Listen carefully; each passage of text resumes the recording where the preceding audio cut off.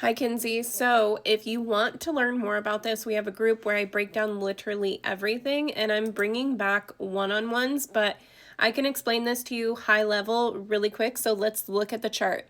Okay, so if you want to start trading, what you would look for is go to tradingview.com. You see this up here, tradingview.com, and we are on a NASDAQ. Come over here, type NAS 100. Make sure you're on all.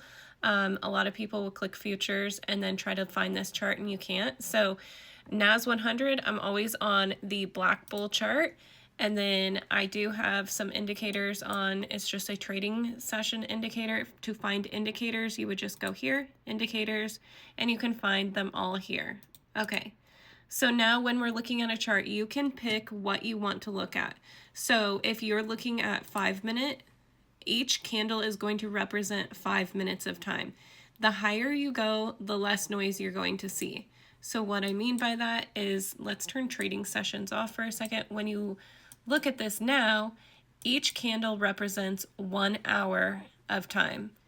So again, you can come back in here. I always trade a 5-minute chart.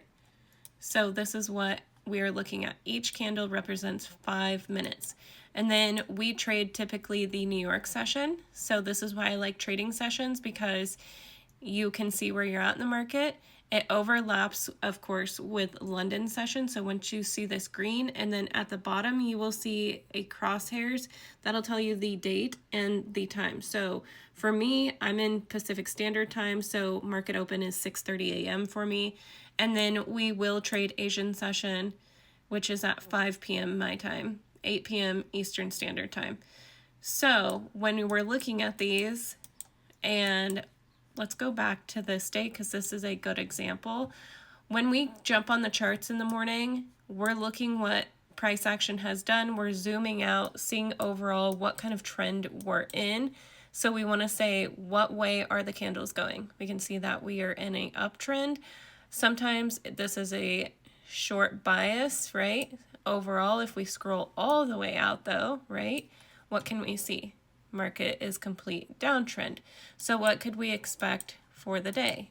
Potentially a selling position, because overall market structure is pointing to the downside.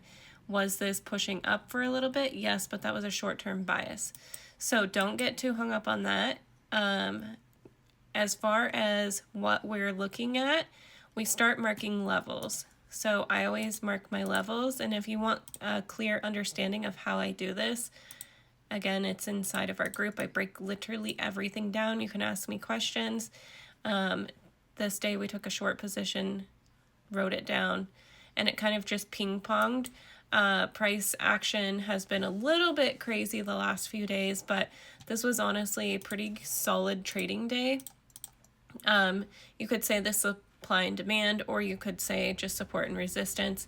So when somebody says support and resistance, it can be where the candles are resisting going higher or supporting going lower. So it's a support zone.